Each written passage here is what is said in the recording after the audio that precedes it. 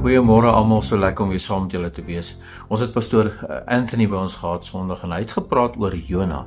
En die groot ding was oor om terug te val in dit wat die Here jou geroep het en dan terug te val in jou eie ding en dit wat jy wil doen en heeltemal teenoorgestelde wat die Here wil doen.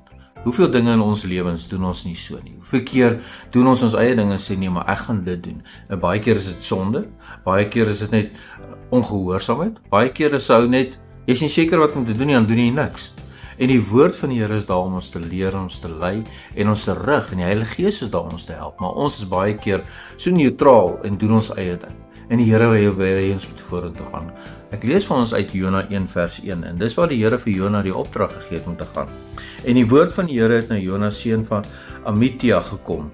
Maak klaar, gaan na die groot stad Ninive toe en spreek hom aan, want ek weet hoe sleg hy is. So die Here het 'n opdrag vir Jona gegee om te sê, gaan na Ninive toe, want ek wil hê, jy moet met hulle gesels, dat ek hulle kan red, dat daar vir hulle hoop kan wees, sodat vir hulle voorspraak gemaak kan word deur jou, want ek wil hulle nie laat uitsterf nie, ek wil hulle nie vernietig nie, ek wil hê hulle my kinders word, ek wil hê hulle moet deel van my plan wees.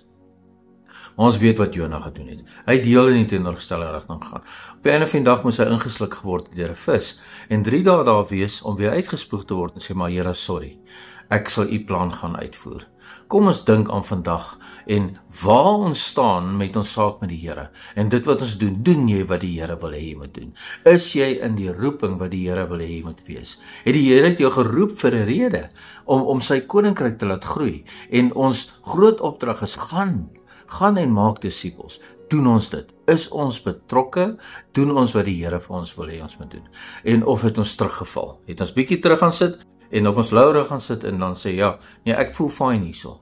Maar doen ons wat die Here wil hê ons moet doen? Kom ons fokus daarop. Kom ons vra die Here vandag, Here, doen ek wat u wil hê ek moet doen? Kom ons bid saam. Here, is ek werklik in u wil? En ek bid in namens ons almal wat luister, Here, doen ek wat u wil hê ek moet doen? En Here, as dit nie is nie, wys my wat ek moet verander, waar ek moet vorentoe kom, waar het ek bietjie teruggeval, en waar moet ek na vore kom, en waar kan ek vir u skyn, Here, en laat u koninkryk sal groei deur my. Ek vra dit vandag in Jesus naam. Amen. Mag jy 'n wonderlike dag hê.